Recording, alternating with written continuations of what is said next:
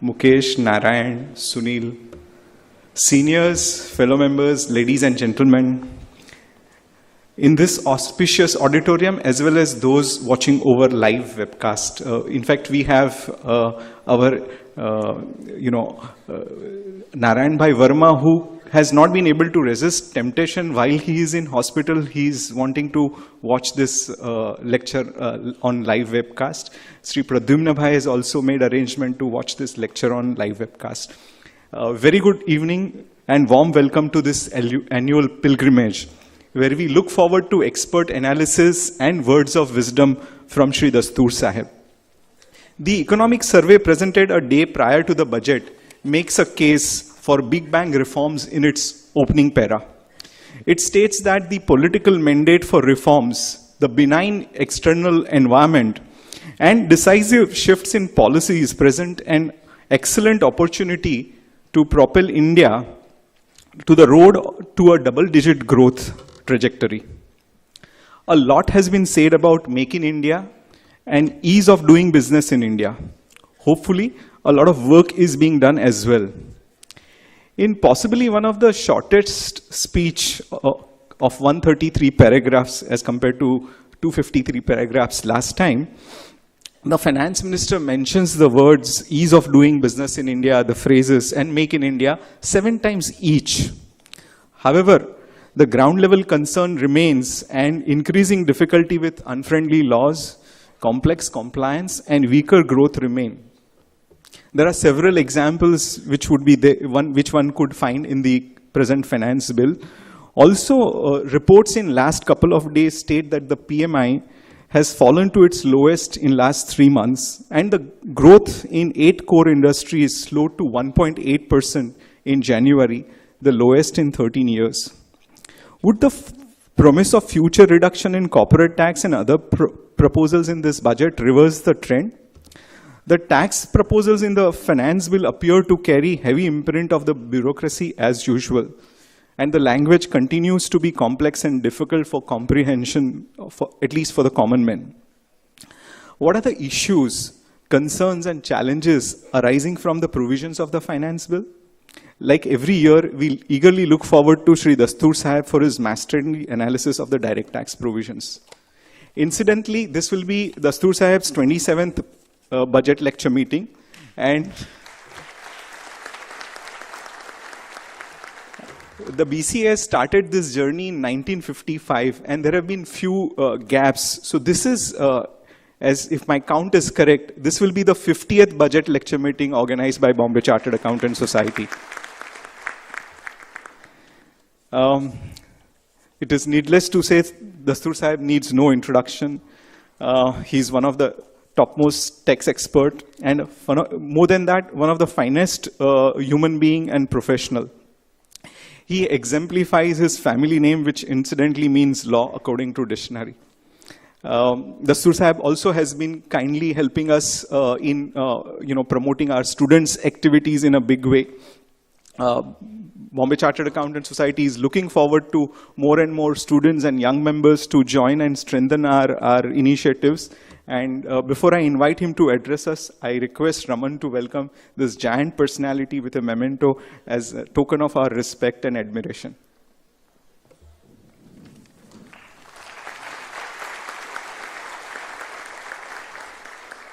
Sri Dastur Sahib, please.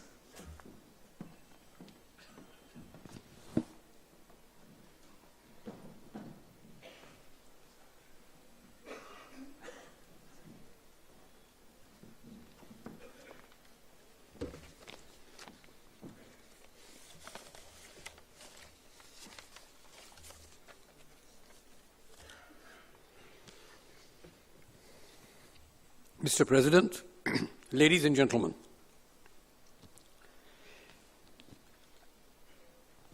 we are reminded that this is the 27th time I'm boring you,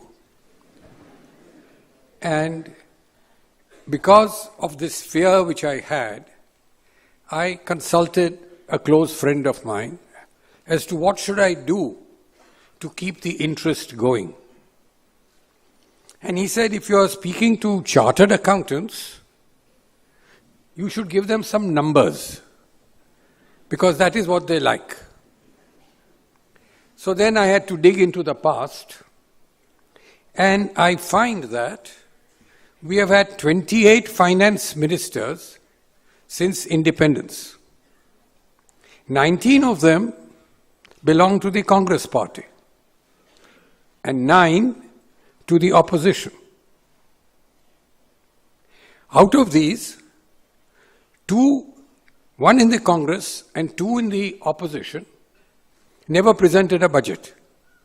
They were finance ministers, but before the budget day arrived, they ceased to be finance ministers. Mr. Jaitley is the 24th finance minister to present a budget. So when you have the next finance minister, you can celebrate the silver jubilee, just as the president today referred to the golden jubilee. Now, Mr. Jaitley in his speech referred to certain objectives in the budget. In para 60, he said, we want to put in place a direct tax regime which is internationally competitive and is without exemptions, incentives, savings, and does not realize tax unnecessarily. He says that we do not want exemptions, but then, as you will find later, special exemption is given for investment in Andhra Pradesh and Telangana. Well, that's an incentive. And I do not know what you feel about it, but I, for my part, feel that because a state decides to split, you don't have to give them any financial encouragement for that.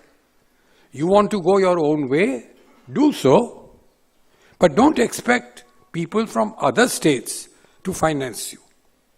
So just because you split does not mean that you should get money from the general exchequer. Now, one question which arises is, why doesn't Mr. Jaitley say that we want a just and fair administration by the income tax department? You will find several instances where people are treated unjustly. I was informed just the other day that steps have been taken and a prosecution notice has been issued to a person who, according to the notice, had not paid self-assessment tax. I was told that the self-assessment tax has actually been paid, but forget that. If self-assessment tax is not paid, you attach his property, do whatever you want in the assessment, but how can you issue a notice of prosecution that you are suppressing your income and your wealth? What is the connection? Is this not a misuse of the power? And should not Mr. Jaitley look into that? And since the President referred to something 50 years ago, I think he said the first lecture was in 1955, let me refer you to something which happened in 1955. A circular was issued, dated 11/4/1955, circular number 14 of 1955. And let me read to you just 2 paragraphs from that circular. It says, complaints are still being received that while ITOs are prompt in making assessments likely to result into demands and in effecting their recovery, they are lethargic and indifferent in granting refunds and giving reliefs due to the SSC under the Act. Dilatoriness or indifference in dealing with refund claims must be completely avoided so that the public may feel that the governments are actually prompt and careful in the matter of collecting taxes and granting refunds and giving reliefs. If my accounting is right, which normally it is not, it was 60 years ago that this circular was issued. Do you think the same thing prevails today, or there has been an improvement? And if not, should not something be done in this behalf? Because I feel, and I'm sure you agree with me, that the way to have full compliance with the law is to inculcate the belief that you will be treated fairly. To believe that no, this is not some lion's den into which I am walking. Quite often people tell you, no, we want to avoid going into the income tax office. But why? Why should it be? Unless an atmosphere is created which builds up this fear. And fear can never lead to compliance in the long run. You may, by fear, induce your child to do something. But once the child is old, that fear is going to come against you. So then let me read further. Officers of the department must not take advantage of ignorance of an SSC as to his rights. It is one of their duties to assist a taxpayer in every reasonable way, particularly in the matter of claiming and securing reliefs. And in this regard, the officers should take the initiative in guiding a taxpayer where proceedings or other particulars before them indicate that some refund or relief is due to him. This attitude would in the long run benefit the department, for it would inspire confidence in him that he may be sure of getting a square deal from the department. Although, therefore, the responsibility for claiming refunds rests with the SSC, on whom it is imposed by law, the officers should help him. Now, how much of this has been imbibed by our officers, and how much of it do they put into practice? What is important is this belief, and not what Section 23 says or what Section 47 says. Because that is how you will get proper compliance, and that is what we require. So therefore, not only this, I dare say one can cite several instances where totally unreasonable stands are taken. I will just give you one example. I do not know whether you have also faced it. Professionals keep their accounts on a cash basis. The officer tells you there's some Form 26AS. One should add an S to that actually.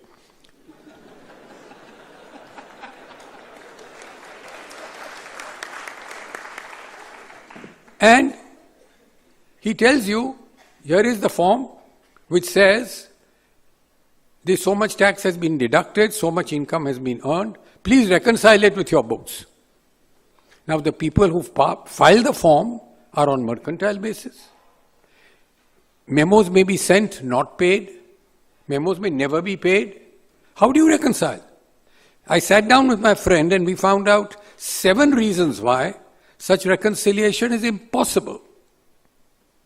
And one issue which I told him ultimately is, why don't you tell him that if you are relying on this form, then produce the person who has prepared it for cross-examination. Because if you are relying on someone else's statement, you must give the SSC a chance to cross-examine that person. I don't know whether he had the courage to tell that to the officer. I hope he did.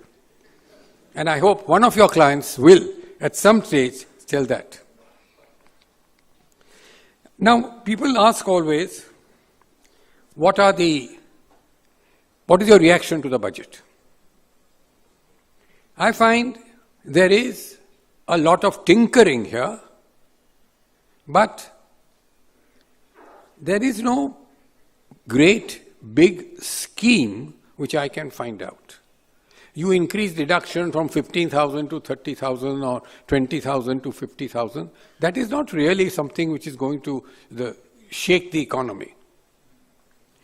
But one thing I found very interesting in this budget, and that is that I learned a lot about other things which I did not know anything about. For example, I came to learn that there is the Securities Exchange Board of India regulations, Securities Contracts regulations, Stock Exchange and Clearing Corporation regulations, Securities and Exchange Board of India Act, Core Settlement Guarantee Fund, I never knew there was something like that, Securities and Exchange Board of India Mutual Funds regulations. All of this you find spelled all over the finance bill. So one is educated because one tries to find out what is this which I did not know about. But then let me get back to the finance bill before the President tells me that you have not been called to give this sort of a sermon. Now, first thing I would like to deal with is charitable institutions. Section 2, Clause 15 defines a charitable purpose, and it excludes from the ambit of charitable purpose any object of general public utility if it entails the carrying on of any activity for profit and, of course, charging fees, etc., etc. Now, there is a first proviso. This is what is stated in the first proviso. And there's a second proviso which says that the disentitling provisions of the first proviso will not apply if the income from such activity does not exceed 25 lakh of rupees. Now what have they said? They have said you get out of this if the income which you get from this activity does not exceed 20% of the total receipts of the trust. So this will mean that if the total receipts of the trust are, say, 100 crores, your income should not exceed 20 lakhs. Previously, you could get a full 25 lakh exemption. So by this amendment, you are put in a much worse position, though the gentleman who drafted the memorandum to the finance bill makes you think that this is a great concession which is given. Furthermore, fundamentally, why should the fact that I get 20% from this activity or 30% from this activity at all make a difference? Because if the activity, which is said to be a business activity, is for promoting a charitable purpose, why should there be any restriction at all? As you will recollect, earlier, when the Income Tax Act came into existence in 1961, it was provided that general public utility would not be regarded as charitable if it involved the carrying on of an activity for profit. This was then eliminated, and in 1984-85, it was provided. A new subsection 4A was inserted to provide that the exclusion from charitable trust would not be in respect of profits and gains unless the business was carried on wholly for charitable purpose and the work in connection with the business was mainly carried on by its beneficiaries. Now again, if business is carried on for a charitable purpose, why should not exemption be available? Whether the beneficiaries participate in it should make no difference. And the lawmakers then realized it. And in 1992-93, it was provided all that is necessary is that the business must be for carrying out a charitable purpose. That remained till 2008, when this public carrying on activity for profit concept was introduced. And if I may bring to your notice also, because I feel strongly that those who do charitable work should not be harassed by having to go to the tribunal for every small thing. Now, the finance minister, when he introduced in 1992 this provision about it being sufficient that the business is for a charitable purpose, stated that guidance will be issued for how the specific activities are to be carried out and so as to not fall within the disallowing ambit. Such guidance note was never issued. Assurance was given that it will be ensured that institutions carrying business associations will still retain, chambers of commerce will retain their exempt status. But what do you find today? And he said it will only be bogus institutions which indulge in business, which will be penalized. And what do you find today? There are corporations, associations set up by acts of the legislature which say that this is to implement the constitutional requirement of looking after the needy. And there are at least litigation with regard to 5 trust corporations which are pending today because the department says you are not really carrying out a charitable purpose and you are just a subterfuge. Now what? The legislature is a party to a subterfuge. This is not some privately set up. So therefore, it is this sort of thing which must be restricted. And it is this sort of conduct which must be pulled up.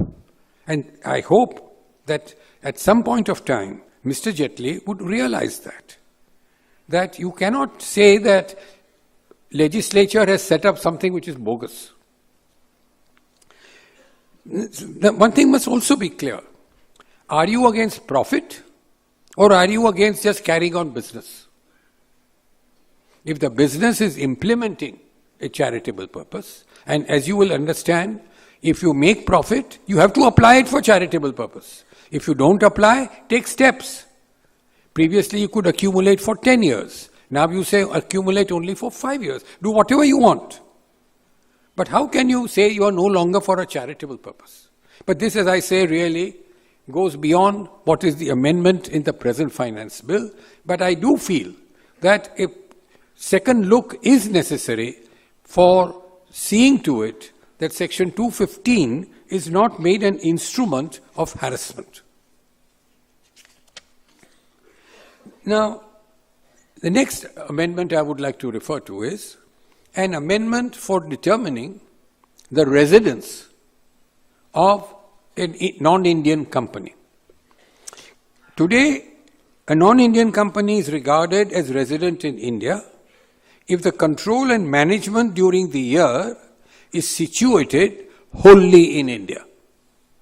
Now what is it proposed? Proposed that it would be regarded as a resident if its place of effective management is in India at any time during the year.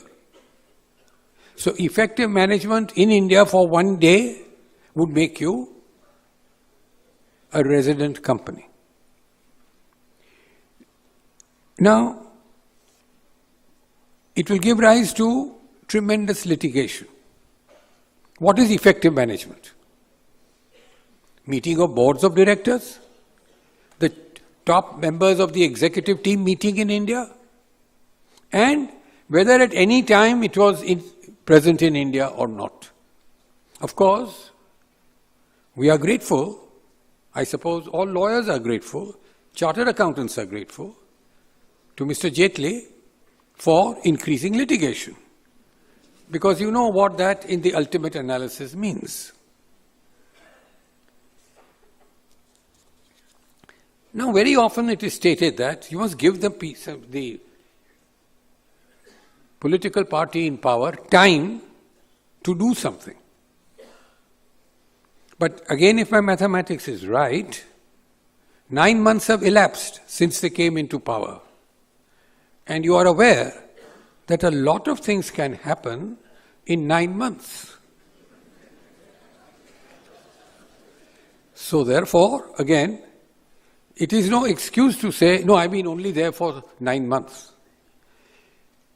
Then the first thing which Mr. Jaitley says is we want to attract foreign business and investment into India. For this purpose, Section 194 LD provides a lower rate of tax at 5% on interest payable to foreign institutional investors and qualified foreign investors in respect of income from investment. This exemption period was to expire on 1/6/2015. It has now been extended by 25 months to 30th June 2017. So because it is only rate of interest would be only 5%, people may be induced to invest in India. A very significant amendment is reduction in the rate of taxation on royalties and technical service fees in respect of non-residents from 25% to 10% by amending Section 115A, provided the royalties and technical service fees are not effectively connected with a permanent establishment. Then, income from business connection, as you are aware, is deemed to arise in India. What used to happen is that several offshore funds who were investing in India did not locate their fund managers in India, because it was felt that the existence of the fund manager in India would enable the department to say that it is effectively connected with India, that you have some sort of permanent establishment in India. So now it is specifically provided that by Section 9A, that the existence of the fund manager in India will not render the offshore fund taxable in India. So this would encourage, hopefully, people to locate the fund managers in India and consequently increase jobs, consequently increase economic activities in India. Now I come to the hot topic of the day, or for the last so many months rather, the Vodafone case. Reported Supreme Court's decision in 348 ITR 302, which is perhaps the most widely reported Indian tax case in non-tax publications in our tax history. Because in newspapers you will find wide reportage of it, not only in the ITRs.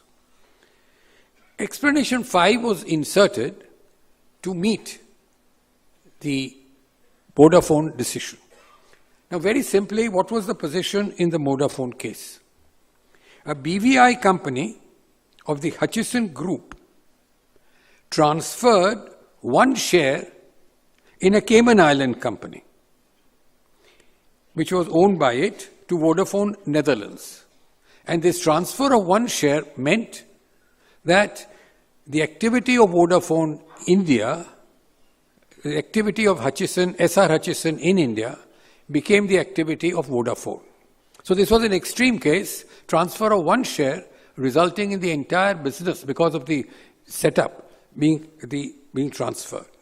Now, one great plus point of the Vodafone case is, or rather not just the Vodafone case, but the insertion of explanation 5, is that we became aware of Cayman Islands, BVI company, Isle of Man, because who otherwise would have known what is BVI?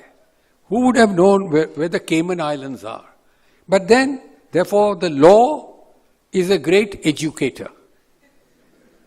It tells you so much about geographical things which you may not otherwise ever be aware of. Now, because of this one case, explanation 5 was introduced. And it said that a share or interest in a company incorporated outside India would be regarded as situated in India if the share or interest derived directly or indirectly its value substantially from assets located in India. Please note, value substantially from assets located in India. So first question would be, what is meant by assets located substantially? Now I would think that it is zero if nothing is located in India. It is partly if it is to some extent located in India. If it is 50%, it is equally located in India. If it is 51%, it is mainly located in India. But substantially located in India must mean something much more than 60%. Because otherwise, how do you say it's substantially located in India? And I would think there is a difference between substantially located in India and derives its value to a substantial extent from India. Even 30% may be regarded as a substantial extent, but not substantially interested. But anyway, now, what the government has now provided is that substantially interested is if the foreign company derives its value to the extent of 50% from assets situated in India. So therefore, really, substantially has not been given its normal English meaning. This has been introduced by explanation 6 to section 9.1, and it is based on the recommendations of the Shom Committee. Now, in determining the value of such assets, the liabilities attached to that asset have to be ignored. And what it is stated is that at least 50% of the fair value of that foreign company must be from India. That is, if the 100 crores is the fair value of the assets of that foreign company, at least 50 crores should be situated in India. Then only one has to go to explanation 5. Now, as of what date do you take the value? The date is the specified date, which means the last day of the accounting period prior to the transfer which is under consideration. There is a proviso that if at the date of the transfer the value is more than on the last date preceding, then you will take that value. Shom Committee said, if on the date of the transfer the value is more or is less, then you will take that value. But the Act only says that if it is more, it will be taken. If it is less, it will be ignored. Something like the government telling you, heads I win, tails you lose. So, you have to take into account the fair value, and what is more, in determining this fair value, the related liability is to be ignored. So it may mean that if the assets outside India have been acquired from the company's own funds, let us say 100 crores, and the company acquires assets in India, again let us say 100 crores, but by borrowing 90 crores, you will ignore the liability attached. So it will be regarded that 50% is situated in India, though in effect the fair value is much less than 50%. So this is one of the consequences which comes. Now, one more thing. In determining this, when you look at the value on the transfer date, they don't say fair value. They say on the transfer date, if you have to determine, you take the book value. Now, to determine whether 50% is involved, you take fair value. To determine whether the value on the transfer date is more or less, you take only the book value. Now, why this difference? Surely, it must be the same thing. At both places, book value, or at both places, fair value. Because there is necessarily no connection between fair value and book value. So you can't have two different tests in order to reach one conclusion. One great concession which is now introduced, and that is also the recommendation of the Shrom Committee, is that proportionately the assets will be capital gain will be assessed in India. Which means that if the foreign company has assets in India of 55% and 45% in, say, Australia, then what will be regarded as coming within the Indian purview is only 55% of the gain, not the whole gain. So this will be proportionately, which again in explanation 5 as initially introduced was not clear at all.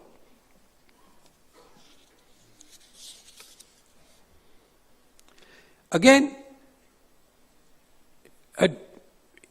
explanation 5 is not to apply in two circumstances.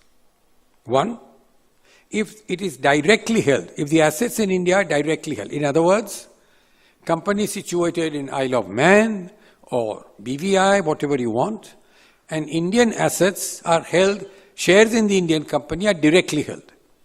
If they are directly held, then you would have to show that the right of control and management is not with the foreign company, nor that it holds more than 5% of the voting power.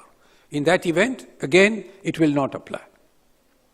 If it is indirectly held, the test is slightly different.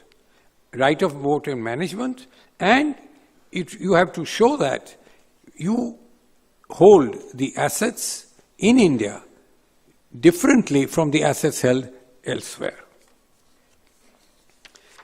If there is an amalgamation or a demerger, then also effectively it would be regarded that assets in India have been transferred, because the entire assets held by the foreign company would be transferred to the amalgamated company.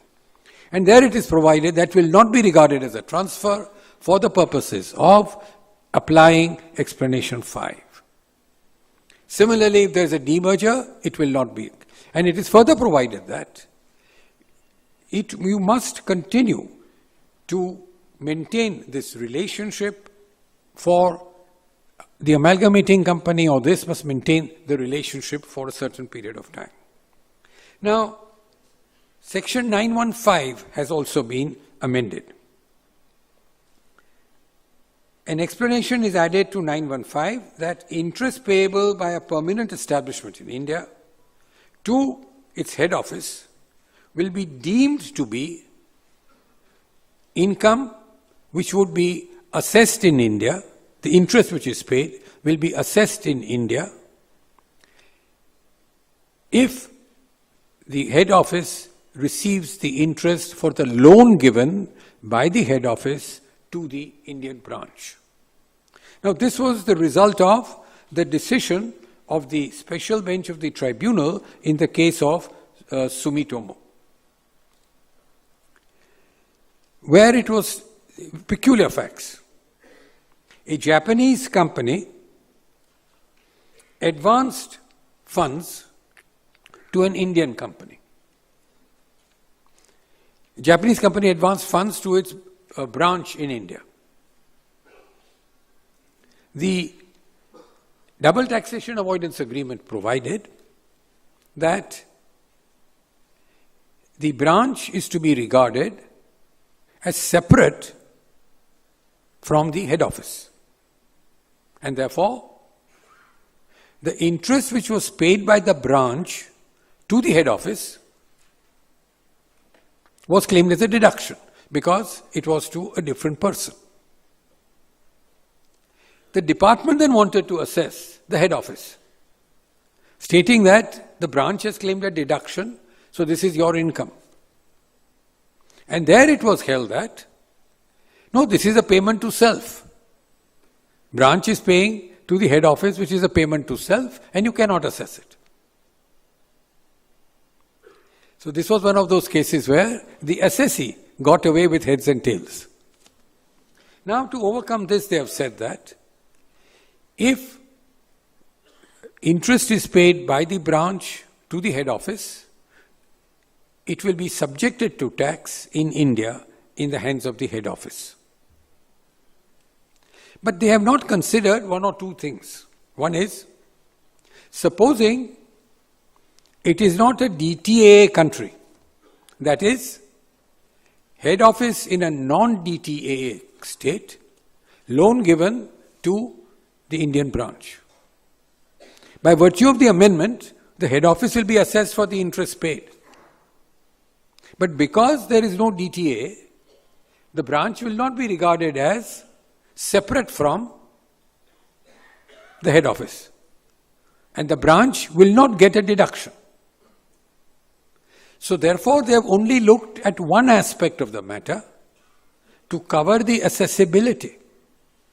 But it would result in a hardship to the branch which has not been considered at all.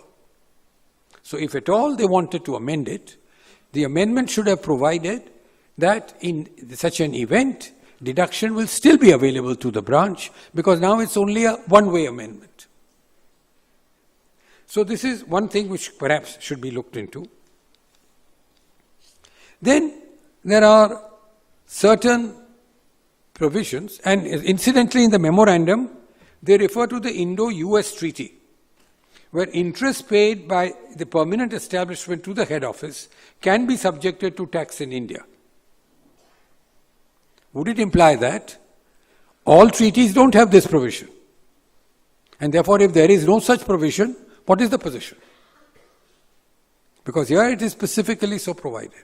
So does it mean that in that event you cannot assess it because there is no such provision?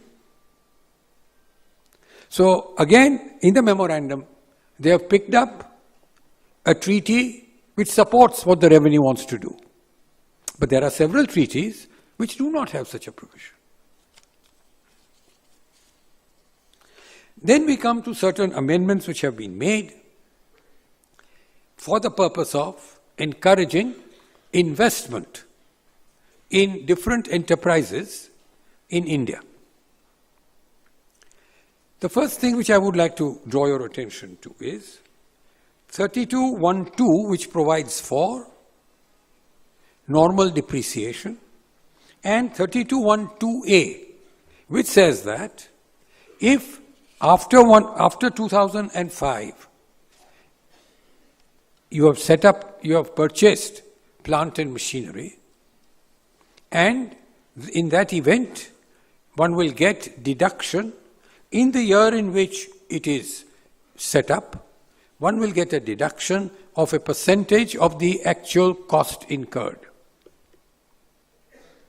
Now, if it was also provided that if in the first year, you have not used the plant and machinery for 180 days, you will get only 50% as a deduction. Now an amendment has been made that the balance 50% you will get in the next year. So if in the year in which you set up, or in the year in which you set up the industry, in the year in which you acquire the plant and machinery, you worked for less than 180 days, you will get only half the amount as a deduction, but the balance 50% will be available to you in the next year. Now there are a lot of litigation today pending where people have claimed, without a specific provision being there, 50% in the subsequent year on the ground that, look, if I'm entitled to this deduction, but because of this artificial provision I can get only 50%, it is logical that I should get the balance 50% in the next year. This amendment would, of course, put an end to that argument because they say the law specifically allows you deduction in the subsequent year on certain conditions being fulfilled. And that is not fulfilled because this provision is not there in the earlier years. So to that extent, this amendment, which is beneficial, may affect adversely those who have claimed the deduction in the subsequent year. Now again coming back to 32(1)(2)(a), this was inserted by the Finance Act in 2005 and permitted additional deduction under 32(1) of 20% of the actual cost, which is what I was referring to. And if it acquired and installed plant and machinery after 2005 in manufacture and production of any article or thing, or in generation of electricity, it would get an allowance under 32(1)(2). So 32(1)(2)(a) gave you a deduction under 32(1)(2). And that deduction would be available. Now, what has been provided is that the fact that the new proviso, the fact that this amendment will be available only from assessment year 2016-17. There is now an amendment also in 80JJAA, which was inserted in 99-2000, and it provides deduction at 30% of the additional wages paid so as to encourage employment. Now it was provided that this will apply if at least 100 workmen are engaged. Now the present bill reduces that qualification to only 50 people. So again, this is a liberalization that if you engage additional workmen, then you will get this deduction provided 50 people are regularly employed. Then I come to the Andhra Pradesh-Telangana case. Section 94 of the Andhra Pradesh Reorganization Act imposed an obligation on the government to provide tax incentives to the two new states. Now I was wondering where this was provided. And then it struck me that the split up of Andhra Pradesh was very close to the elections which were coming. So you can draw your own inference why the central government took over this responsibility. Now in discharge of this obligation, Section 32AD is proposed to be inserted in the Act. And 32AD says that where an SSE sets up an undertaking for manufacture or production of any art, please note, sets up an undertaking, not simply acquires assets, sets up an undertaking for manufacturing or producing any article or thing after 1st April in any notified backward area in Andhra Pradesh or Telangana and installs between 1/4/2015 and 31/3/20 new assets for the purpose of the undertaking, a deduction of 15% of the actual cost would be permitted as a deduction in arriving at the business income of that undertaking. The SSE has to retain such assets for a period of 5 years. So you can't purchase assets, claim the deduction, and then transfer them. But if in the meantime there is an amalgamation or a demerger, you will not lose the exemption, but the amalgamated company or the resulting company will have to comply with this requirement of holding the assets for a period of 5 years. The deduction under 32AD is in addition to the deduction available under 32AC, which is available to all persons who install plant and machinery, who acquire and install plant and machinery between certain specified periods. So therefore, both 32AC and 32AD deduction will be available. Now here an interesting issue arises. Section 32AC says, you must acquire and install within a period of 1 year and sometimes 2 years. Now difficulty is that the installation may be an elaborate affair and you may not be able to acquire and install during this period.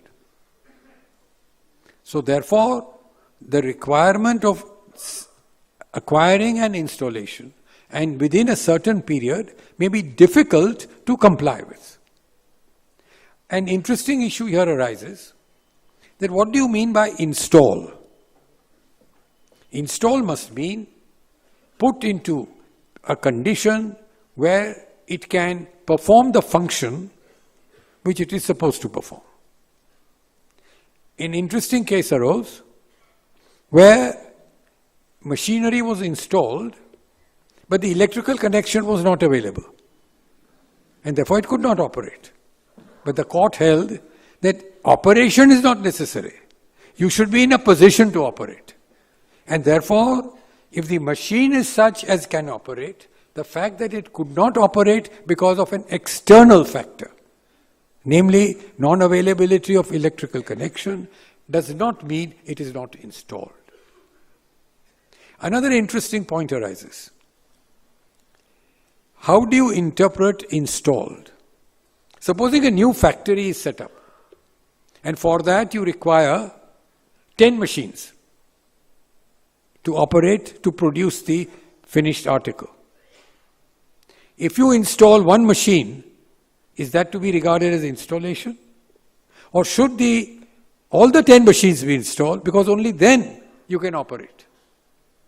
A view which has been taken is that in that case you are really installing a plant, and the plant will be installed and ready to perform its functions when all the machines are in place.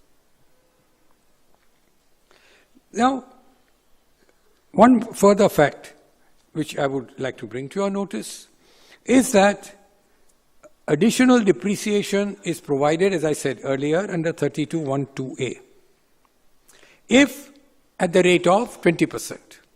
But if the installation is in Andhra Pradesh or Telangana, the percentage is 35%.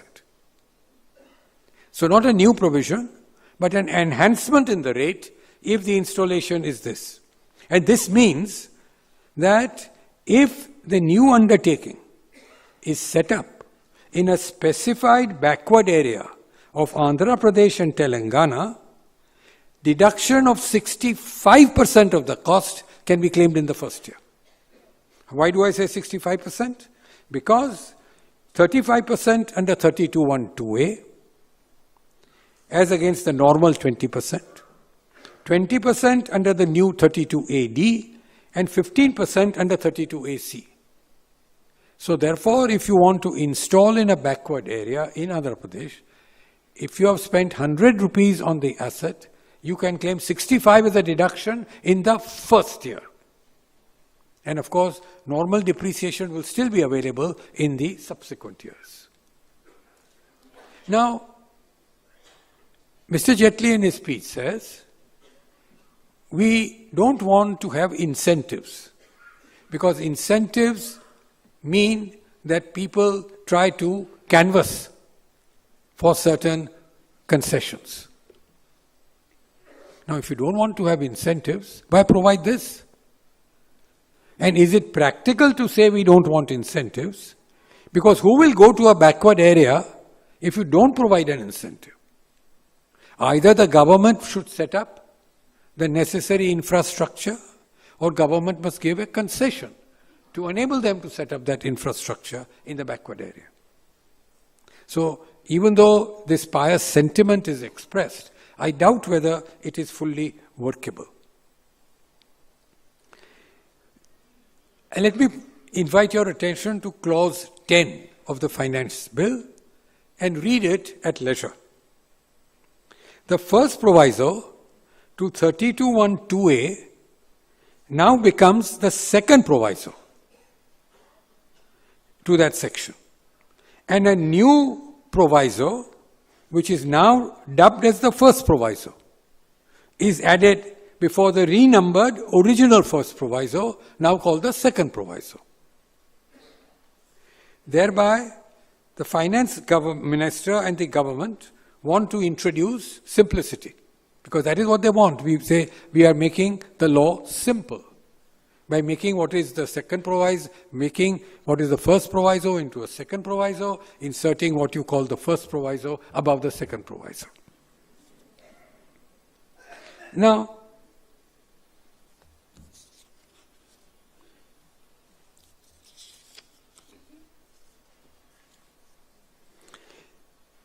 several amendments have been made to extend benefits to individuals. Deduction under 80D for medical expenditure is increased. Previously, if it was 20,000, it is now increased to 30,000. But one particular aspect I would like to comment on. For the deduction is for insurance premium which you pay. Now, insofar as very senior citizens are concerned, that is those who are above the age of 80, it was felt that they may not be able to have insurance policies. And so, in their case, expenditure to the extent of 30,000 is deductible if they have to incur medical expenditure in a year. But it is said that provided you don't have an insurance policy. What happens to the very senior citizen who had purchased an insurance policy when he was 60 or 65 or 55 and pays premium of 5,000? He will not get the 30,000 because he has an insurance policy. So really, the provision should be amended to say that if the very senior citizen has an insurance policy, then the difference between 30,000 and the premium paid will be allowed as a deduction for medical expenses. Because otherwise, the senior citizen who has a small insurance policy will be deprived of it. So this is one matter which also should be looked into. The whole desire is, let us paint something, but then you don't look at the color scheme which you are generating thereby. Then the limit for deduction under 80cc for contribution to pension funds, under 80ccd for contribution to government-sponsored pension funds, under 80ddb for treatment of certain dependents who are disabled. All these limits have been increased, and to that extent the individual is benefited. Now I come to one of the main themes of the finance bill. GAR has been postponed, and you will find the meaning of that term very appropriately in our Indian languages. Chapter 10A, which has the GAR provisions, was inserted by the Finance Act 2012 with effect from 2013-14. It consists of sections 95 to 102.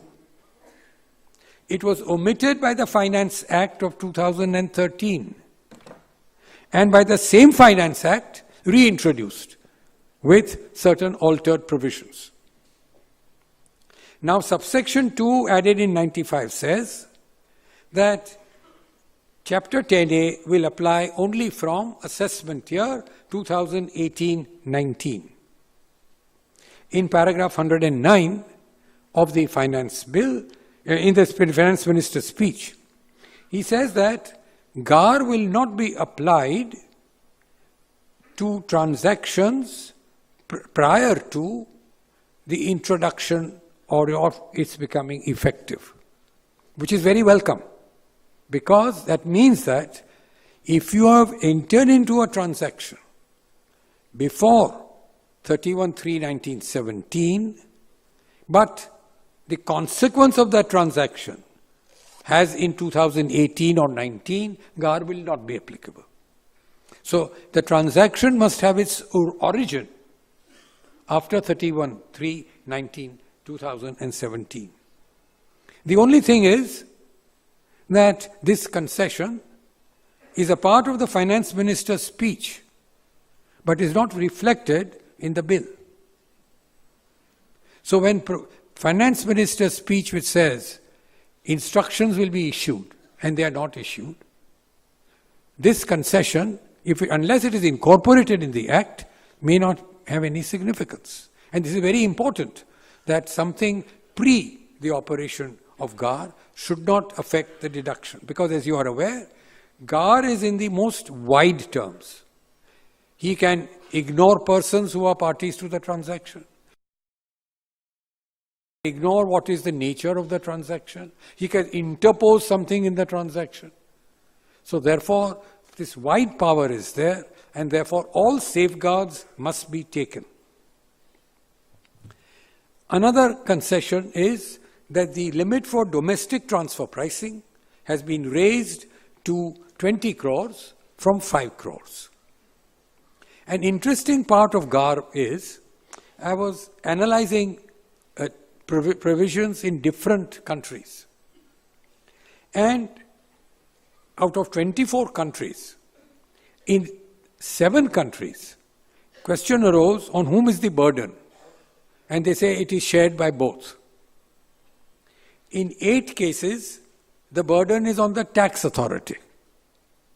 And in 9 cases, the burden that GAR provisions don't apply is on the taxpayer. Fortunately, India is in the position where the burden is on the tax authority to establish application of GAR. Now again, when I started off and I read to you from the 1955 circular, GAR can be the basis of tremendous harassment.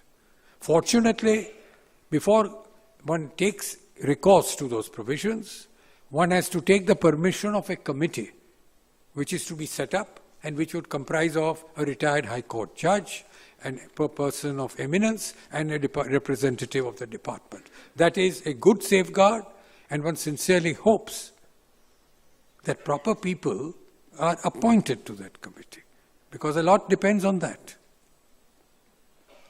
Now, 153C is proposed to be amended to permit the assessing officer having jurisdiction over a person whose place has been searched to deliver the seized books of accounts which belong to any other person to the officer assessing that other person.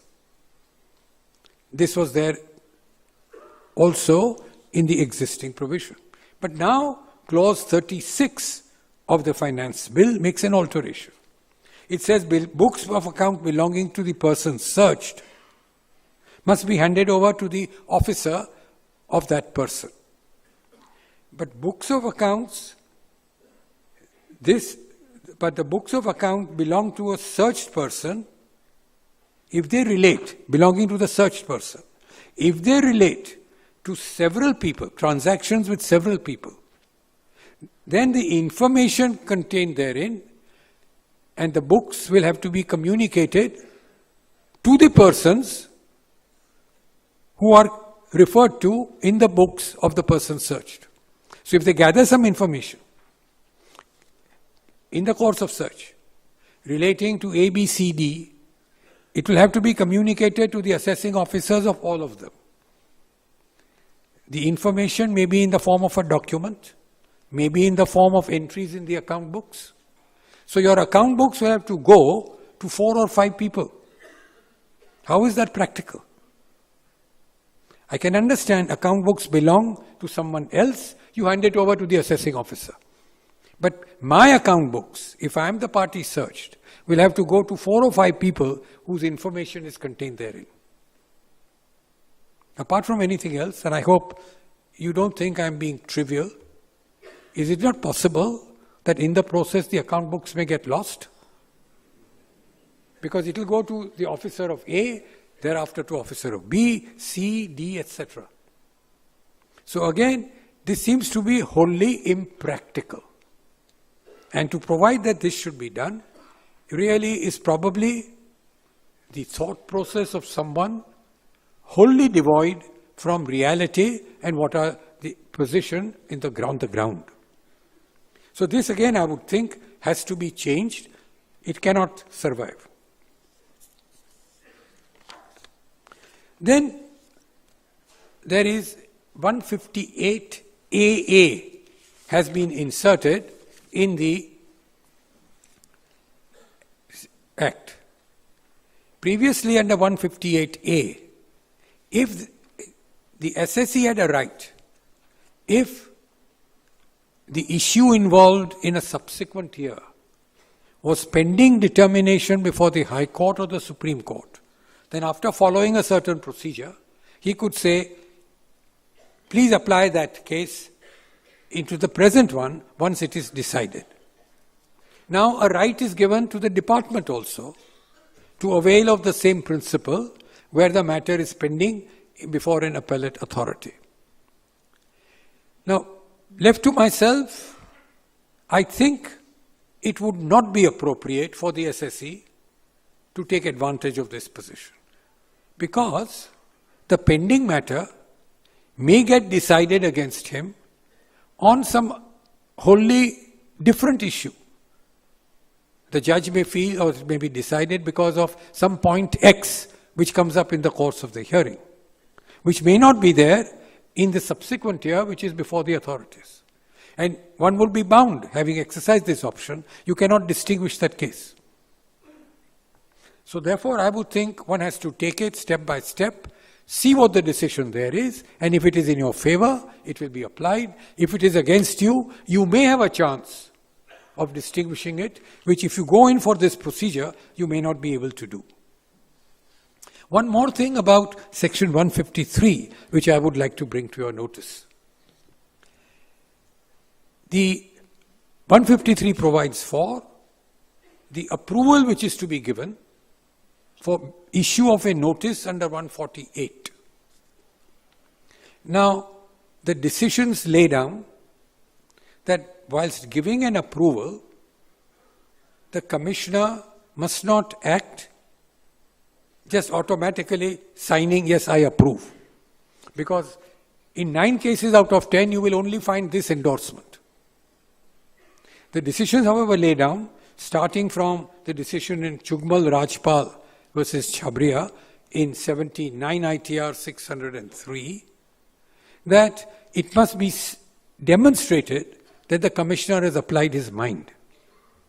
Now, cases have arisen where notice is issued on 31st March, the last day of time barring. Reasons are recorded on 31st March.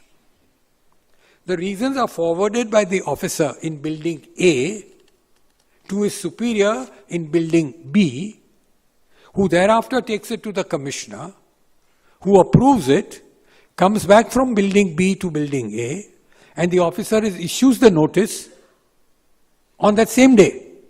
Now, how can all this happen on the same day? How can there be any application of mind if you get something and you have to sign it on that day itself? So therefore, again, something serious, because the reason why you provide that approval is necessary is because you think there should be some control on the reopening.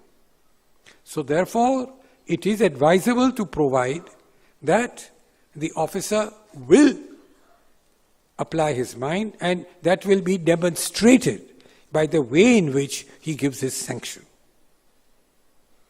Today, it is made just a trivial thing. Nobody looks into it at all. Then, a very interesting thing with regard to 153A. Cases have arisen where the sanction of Mr. A, who is lower in position to Mr. B, is required. The courts have held that if the higher officer has given approval, that is not correct. Because the law requires approval from the lower person, he must approve it. Law does not give to the higher person the right to approve. Strange as it may sound, it's perhaps a strict application of the provision.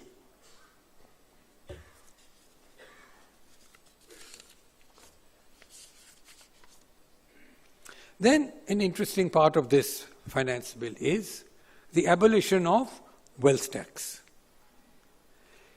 The finance minister says that in 2013-14, wealth tax of 1,008 crores was collected.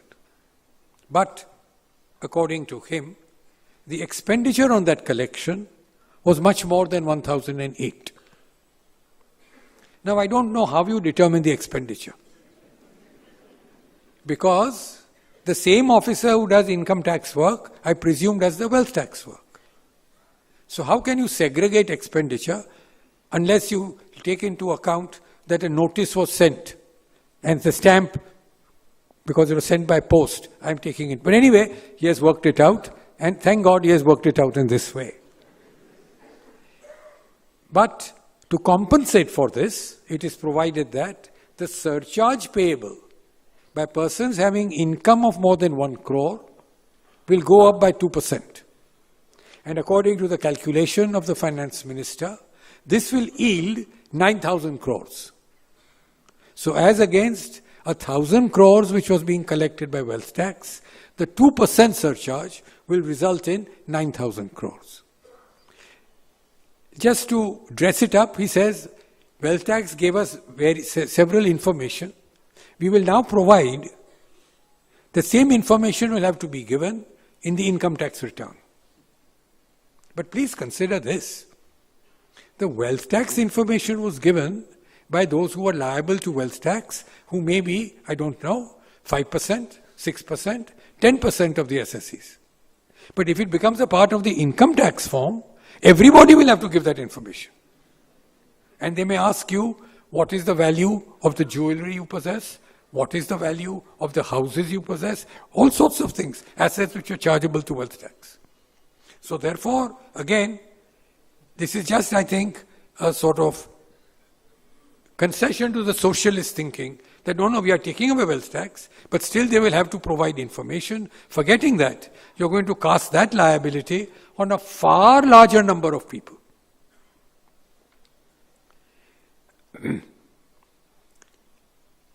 Now, I must at this stage refer, Mr. President, to some bad news. Para 129 of the Finance Minister's speech says that he is not going to introduce the Direct Taxes Code bill because he says all of it has been already incorporated. Now, why do I say bad news, Mr. President? Because look at this. So many panel discussions, so many lectures, so many brains trust meetings which you could have held are not now available to you. And so many representations you could have made, you will no longer be able to make. So therefore, my condolences on this.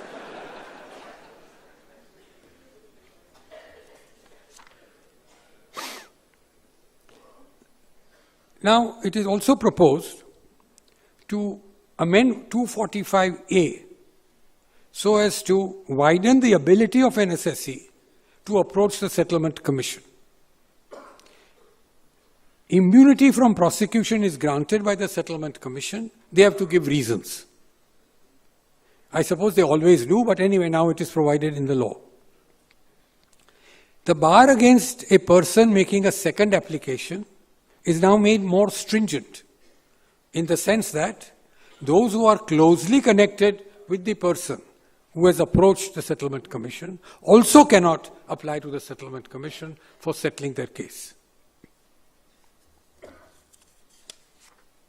Then we come to 263, which the Commissioner is given the power to revise assessments which are erroneous and prejudicial to the interest of the revenue.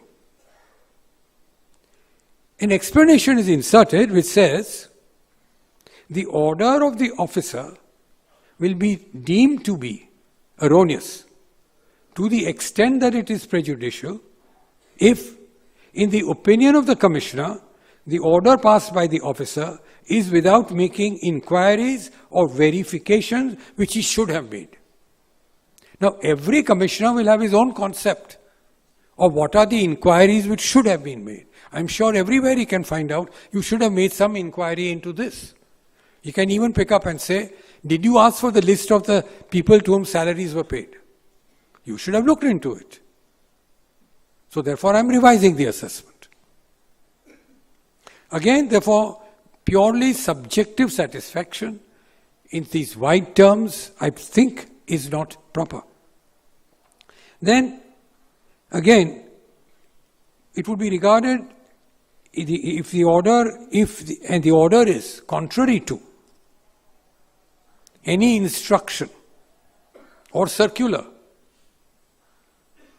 or order of the Central Board of Direct Taxes, it will be regarded as erroneous. Now, would you say that if an assessment is made which is contrary to the direction of the CBDT, the Commissioner must also set aside that assessment, not under 263 because it is prejudicial, but if you say it is so important to adhere to directions of the board, then taking into account the 55 circular, you may have to set aside 50% of the cases because he would probably have exceeded his jurisdiction. So just because it is contrary to what the board has said, can it make it erroneous? But there is a window of hope because the law says it is erroneous insofar as it is prejudicial. So merely treating it as erroneous may not be an end of the matter. He must also conclude that it is prejudicial. So in our example, checking of salaries, you must show that no, it is prejudicial because if you had checked, this would have been the position. But this again will give rise to tremendous litigation because I'm sure the officers will try to apply 263 on the basis that if I feel you should have made more inquiries and you have not, I am entitled to exercise my powers under section 263. Now again, the view has been taken by the high courts that if two views are possible and the officer has taken one view, Commissioner cannot exercise his powers under 263. Because if you take a possible view, you cannot say it is erroneous. Now, how far this will now apply, I don't know. Because now it becomes the subjective satisfaction of the Commissioner as to whether it is to be regarded as erroneous or not. The next aspect on which the Finance Minister has laid great emphasis is the unearthing of black money and repatriation of black money which is stashed away in foreign countries. In paragraph 102 of the speech, he says, we will be introducing a bill in the current session to provide for prosecution and rigorous imprisonment of 10 years to those who are found guilty. The offense would be non-compoundable and you cannot approach the Settlement Commission and penalty of 300% will be charged. He also says, if the return of income does not properly disclose the existence of foreign assets, rigorous imprisonment for 7 years. Now it may be the foreign asset is a bank account in which you have got £100, which may have been created when you were in the UK, you opened an account and it remained. And you don't disclose it, this is the consequence which will occur. So can you be so dogmatic about it? Or it must be something which requires attention. Then the entire value of the foreign assets would be taxed at the maximum marginal rate without any deduction. Does it mean that if there is some DTA relief available, that will also be denied to you? Return of income, the date of opening the foreign bank must be mentioned. And the concealment of income in the form of foreign assets will be regarded as an offense under the Prevention of Money Laundering Act. And prosecution may be started under that act. It is also proposed to amend the Foreign Exchange Management Act to provide that assets held in contravention of that act may be seized and confiscated. It is also proposed to introduce a new Benami Transactions Prohibition Bill in lieu of the 1988 Act which is there. Now the 1988 Act I don't think has been invoked at all. For 27 years there is an act, you have not invoked it, and now you want to have a new act for that purpose. Then, the immediate action which is proposed is an amendment in section 269 SS and section 269 T. These provisions say that if a person receives any deposit or loan in cash of more than 20,000, he will be penalized under section 269 SS, and if he repays any such deposit or loan in cash, again he may be penalized under section 269 T.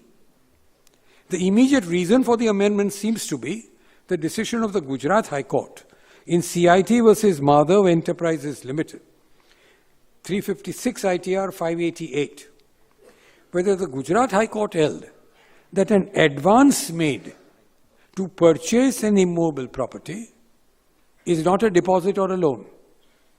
And therefore, if you have paid an advance in excess of 20,000 rupees for purchasing the immovable property, that will not come within 269 SS. So now they have amended 269 SS and 269 T that it will also apply to repayment of to making of or repayment of advances in cash for purchase of immovable property. This is the actual provision in the Act itself, insofar as black money transactions are concerned.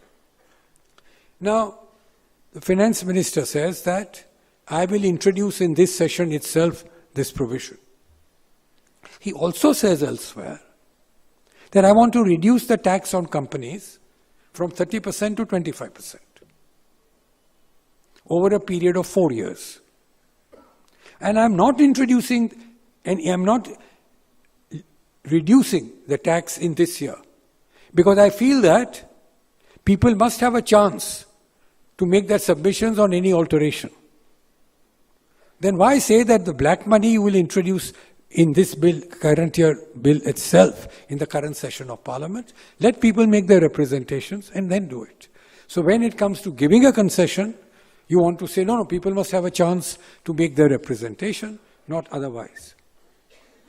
Then we come to levy of penalty under 271.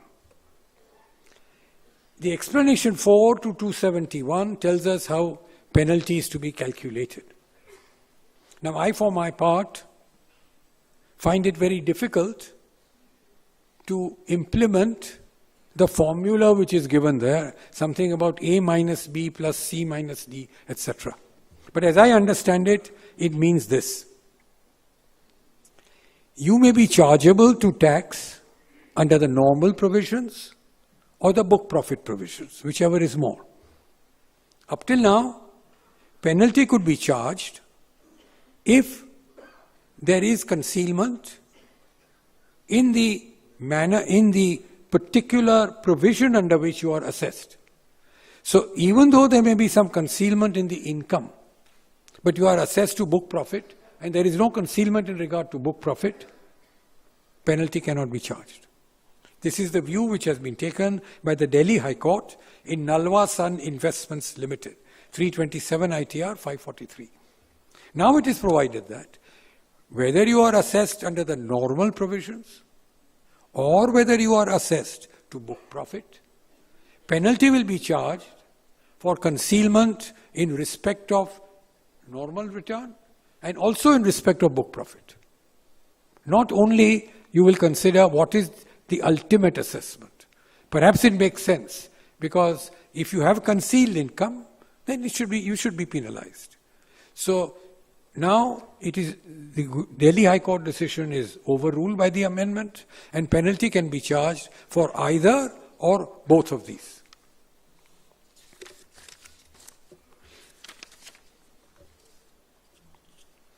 Now there are a few other amendments which I may very briefly refer to. If there is a consolidation of schemes, then it will not result in any capital gain. Now, what is meant by consolidation? Supposing mutual fund X has two equity schemes and they are merged, that will be covered certainly. But if mutual fund X takes over the similar scheme of mutual fund Y, will that be a consolidation? I would think not.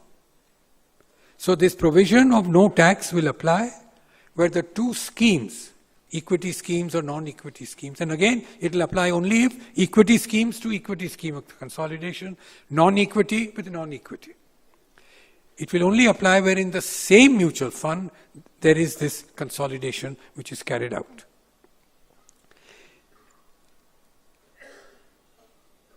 Then pass-through mechanism is provided insofar as the VCCs and BCFs are concerned, which are governed by the Stock Exchange Board of India regulations, and which are investments are registered prior to 21/5/2012.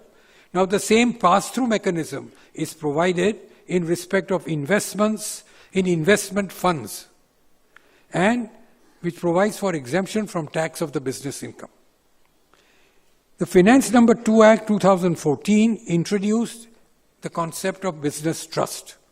That is a trust registered as an infrastructure investment trust or real estate investment trust. Now proposed to give capital gains tax benefit to such trusts. Today, income from investors' protection funds income is not chargeable to tax. It is now proposed to extend this in respect of other schemes which are for the purpose of protection of the investors. Now, Mr. President, I come to my last point. First of all, let me thank you for your introduction. And let me thank all of you for putting up with this for so long. I started by saying that chartered accountants like numbers. And I thought from numbers, you go to numerology. From numerology, you may go to astronomy, astrology rather. Or you may go to your horoscope. All that is part. So I thought, what is the position today insofar as I am concerned? And I found this very interesting. Mr. Peter Vidal says, for persons born in the Gemini session, those who are born governed by the Gemini, you will be a good listener. So I was wondering whether giving a talk is the right thing to do. Likely that what is now said or implied could seem unfair, unreasonable, or unjust. I hope I haven't been unreasonable, unfair, or unjust to our dear tax officers.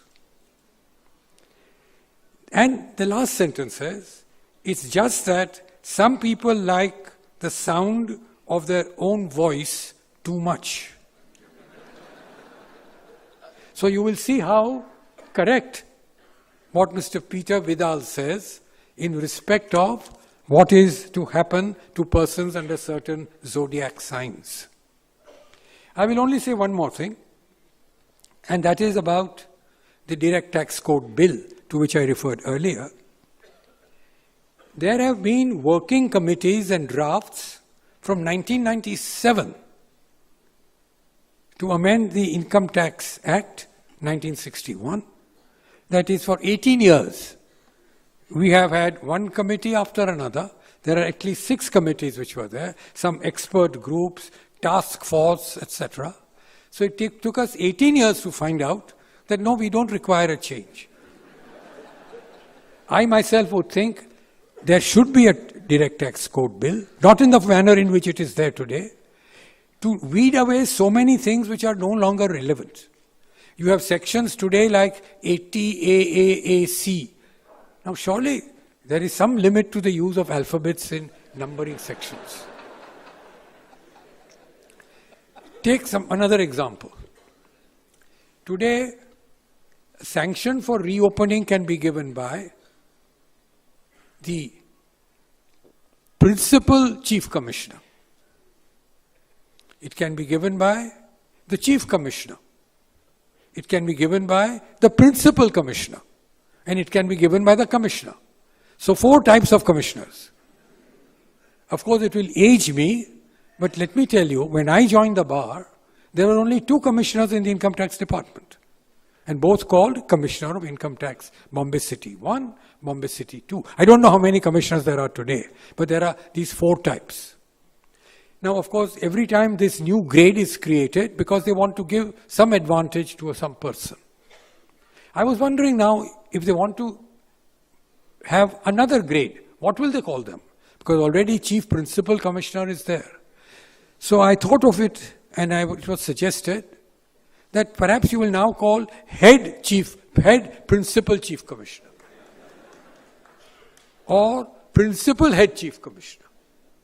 So think of it, because in the next 3 years or 4 years, you may have to give recommendations for what the new breed is to do. Let me conclude by thanking all of you and thanking all my juniors who have been the bedrock on which whatever information I've been able to give you, from whom I've derived it. And let me also tell you that a successful professional may be happy if he earns a lot of money, if he has respect, but the real satisfaction in life is if you have people, juniors who are so brilliant that despite the disadvantage of being with me, they shine out. And in conclusion, Mr. President, I noted all your statistics, and may I only say that today I'm happy that the audience comprises of people from the age of 9 to 90. Thank you.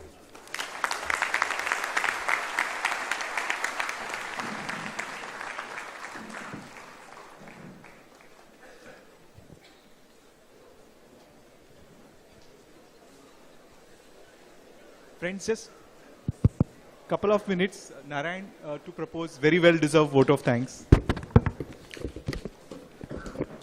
Thank you, President. First, the announcements. BCS and BCS Foundation are presenting a music concert, Udit Abil Gulal, tomorrow 5th March at Bhavan Chowpatty. Passes are available at the Society's office, Rhythm House, and at 2 other places in Andheri and Ghatkopar. Second, lecture meeting by Mr. Vikram Nankani on indirect taxes provisions of the Finance Bill 2015 will be at IMC on 11th March 2015. Now, the pleasant task. Understanding the intricacies of the amendments made in finance bills year after year from our learned speaker has become an integral part of learning process for each and every professional in the society. Our finance ministers year after year may keep on changing and give some illusionary benefits to the taxpayers, but our Guru, Dastur Sahib, wholeheartedly shares his valuable knowledge and experience without any reservations. We can actually say that this is not just a lecture, but a discourse of the highest order for all of us, and lifts our understanding of the proposals with unprecedented clarity. We at Bombay Charitable Society thank Sri Dastur Sahib immensely for this analysis. With this, may I request all present to carry out with a standing ovation.